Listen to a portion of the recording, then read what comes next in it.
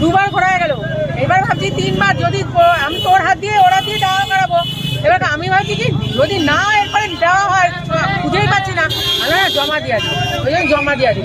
কিন্তু খুব ভালো দিল না মায়ের মুখ দেখেছি, কিন্তু ওই যে অনেকক্ষণ না অন্য সময় আসবে।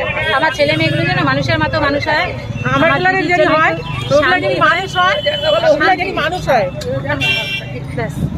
কিছু চাই না, একটু শান্তি চাই, শান্তি যাই না আমার প্রতিবার হয়, আমার এইবারও হচ্ছে। মায়ের যখন মুখের সামনে আসি আমি দাঁড়াই, তখন কি হতো মানে চোখ দিয়ে আপনি অঝরে জল পড়ে, আমি জানি না কেন আমার এটা হয়, তাই না অঝরে মানে কি ভেতরটা ফেটে আসে, মানে আমি মারে জ্বরে পা জ্বরে ধরে আমি করতে পারতাম, ওইটাই তো মায়ের মায়া। আমার এতটা কেউ কষ্ট হয় না কি হয় আমি নিজেও যাই না আর কি।